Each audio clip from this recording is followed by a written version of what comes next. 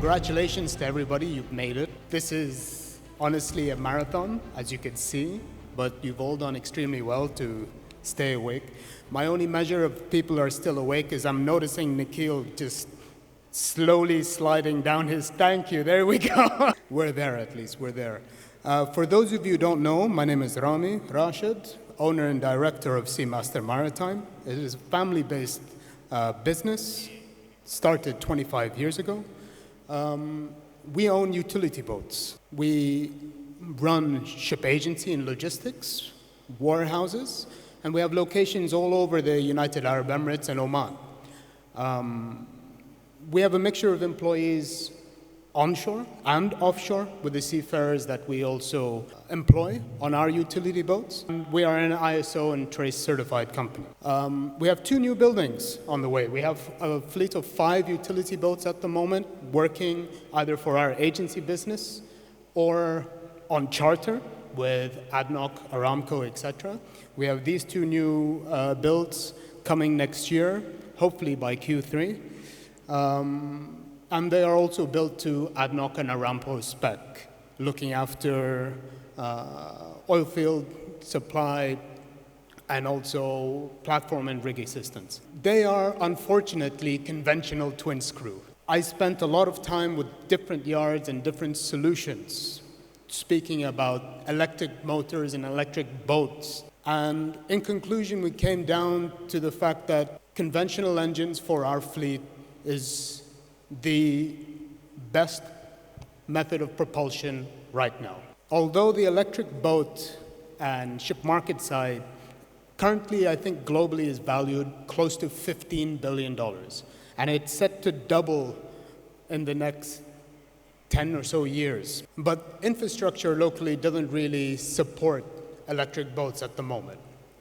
Shore power, for example, is non-existent in a lot of the jetties and perhaps is quite expensive. So at the moment, perhaps passenger ferries and different type of feeder vessels demand the largest share of electric boats around this region, around the North Sea and that type of region. However, for us, it really isn't a useful proposition at the moment. The issue really is volumetric energy.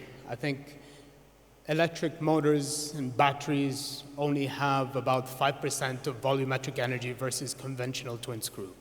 So this is why at least we have taken the decision to go conventional. On very predictive routes, I mean, if we take a profile of, for example, a boat working in Fujairah, Anchorage, she's traveling 12 nautical miles and comes back 12 nautical miles, so a round trip of about 24, 25, 4 hours of operation. That, if you can predict that, you can then at least design a boat with an electric motors in mind that can at least solve that problem. However, we are in a very unpredictable market. And again, the issue comes down to availability of infrastructure. So today's batteries, unfortunately, are just not energy dense enough to replace diesel for our types of boats and our types of use cases. They work well on short and fixed routes, but they can't handle the distance, unfortunately. And unpredictable journeys, because the batteries are too big, too heavy, and especially in rough weather, they don't really work to our advantage. Mentioning, at least from a ship agency's position, we look after about 40 or 50 tankers per month in our ship agency.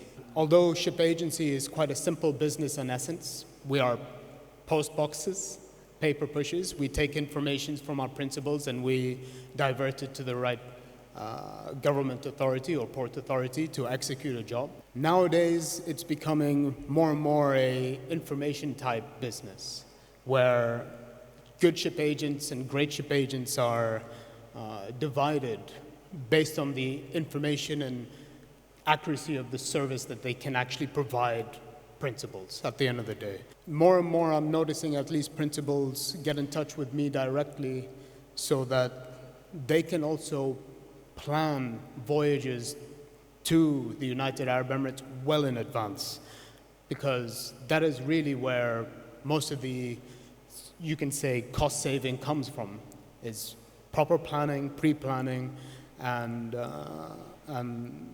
that at least helps faster and more accurate service providing when the vessel is under our jurisdiction, under our agency.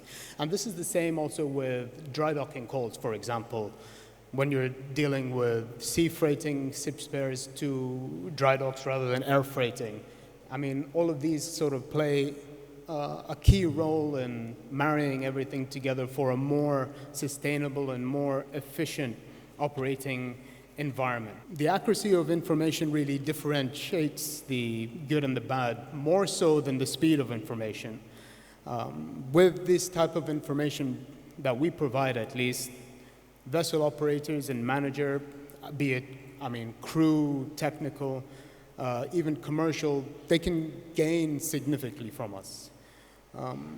Communicating with vessel operators months in advance really helps at least help with routing and efficient sailing around our region. You've heard from a lot of people about the effects of the attacks in the South Red Sea and the conflict in our region. It really has changed the way that vessels are routing and calling. We've obviously seen a stark drop in vessel calls from ocean-going vessels transiting inside the Arabian Gulf. However, when vessels do inevitably call, the scope of work on these calls are increased.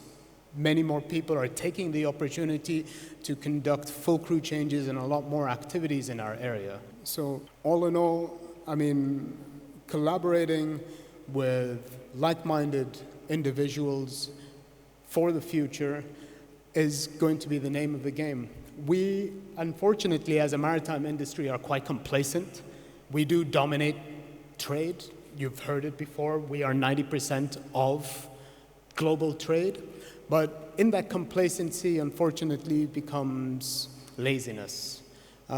Change is coming. You perhaps don't want to be the first adopter, but you definitely want to be an early adopter. Thank you very much.